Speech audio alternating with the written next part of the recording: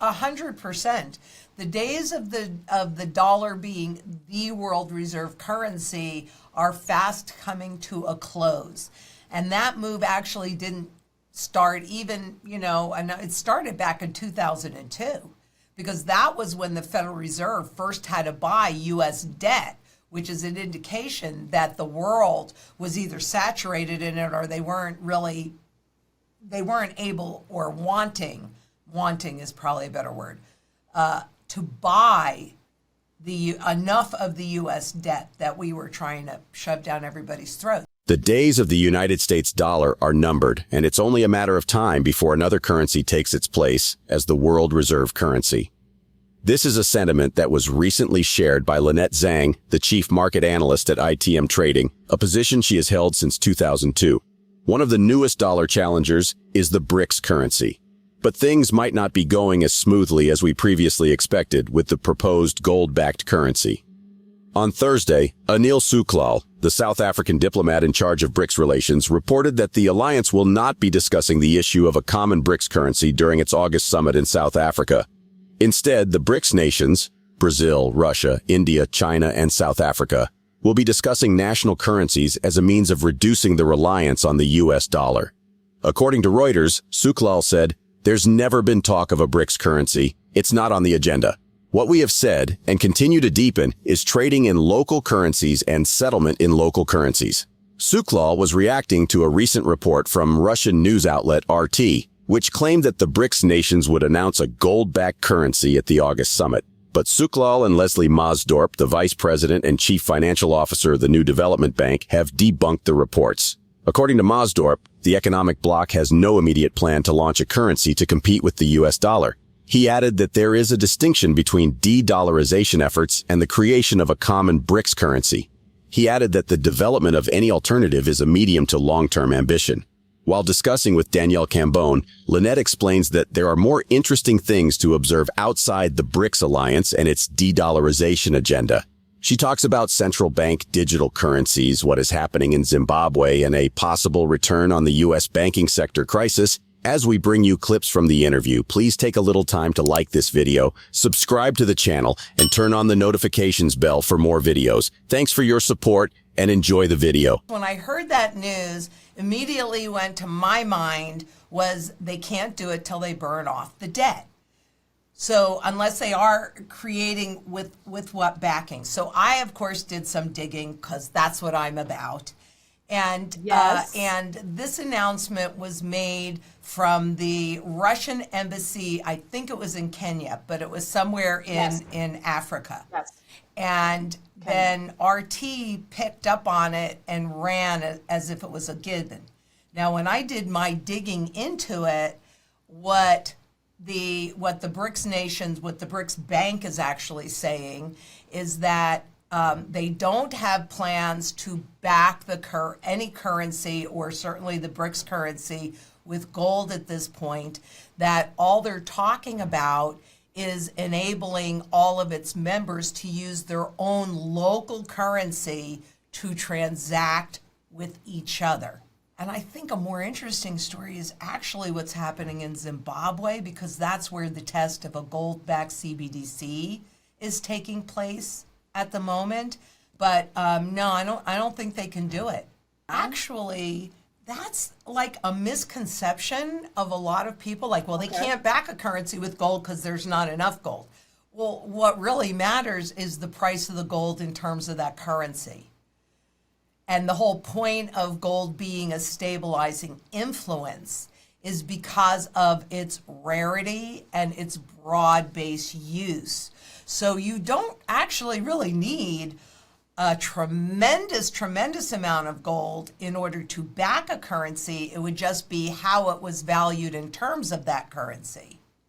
So we will see a gold backing again, because they're going to have to do it in order to get confidence of the population to use the currency, which is what makes what's going on in Zimbabwe so interesting, because they're coming out, they're in the test phase right now to see acceptance of a gold-backed CBDC, except that at least at this point, I have not been able to find where in their documentation they're saying that gold, that CBDC will actually be convertible into gold. And until a currency is actually convertible, how do you know the gold is there? I mean, it's kind of like a crapshoot. So it's really interesting for me to see how this is going to be accepted there. And I'm certain, I am 100% certain, every single central bank is watching this. And think about when they tested bank bail-ins, where did they test it? In Cyprus, right?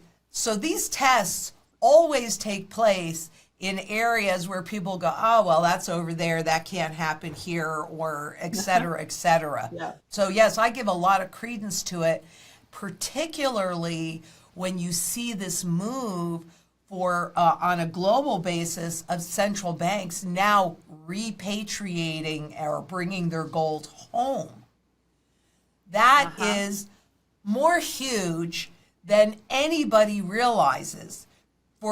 That's right. Right? I mean, for a number of reasons, but this is really picking up steam. So what are these central banks thinking? Why are they no longer wanting to hold it like, say, at the Bank of England, where they use it as collateral and then trade, right? What are central banks doing trading anyway? It's about market manipulation. What's your take on the banks? How closely are you watching them? And should we be breathing a sigh of relief? No.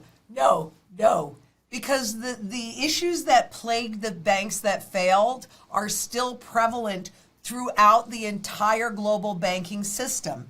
Because again, I mean, it's not rocket science, but when they raise interest rates, principal values go down, whether or not they admit it. So no, this banking crisis isn't even marginally over. I think it was Western Alliance that did manage to survive what happened in March, but their deposit costs, if I remember this correctly, increased, was it 25%?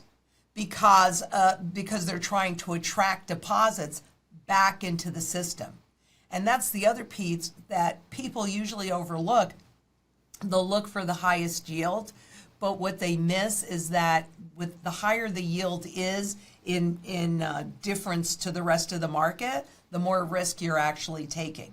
So the regional banks are being forced to pay a whole lot more. Actually, all the banks are forced to pay a whole lot more. I want to point to the stress tests, though, because that's garbage. Even without the threat from a common BRICS currency, the United States economy and the U.S. dollar are still facing a lot of internal and external threats. To begin with, the BRICS nations are charging forward with their de-dollarization efforts. Most recently, India and the United Arab Emirates, UAE, signed a deal to start trading in their local currencies, rupees, and dirham instead of the U.S. dollar. The trend started with BRICS nations, especially Russia, China, and Brazil, and is slowly spreading to other countries in various regions of the world. Several African countries are trying to join the BRICS nations in a bid to circumvent the dollar. A similar thing is occurring in South America, where the Bolivian president has urged South American countries to ditch the U.S. dollar and support the BRICS agenda. Let's get back to Lynette Zang's interview as she discusses the fate of the U.S. dollar and her advice to investors. 100%. The days of the dollar being the world reserve currency are fast coming to a close. And that move actually didn't start even, and it started back in 2002, because that was when the Federal Reserve first had to buy U.S. debt, which is an indication that the world was either saturated in it or they weren't able or wanting is probably a better word, to buy enough of the U.S. debt that we were trying to shove down everybody's throats. So yeah, there is absolutely zero doubt in my mind that the U.S. dollar is losing its position as the world reserve currency. But I don't really think that it will be a BRICS currency or China or any individual country or smaller group of countries that would take over that role.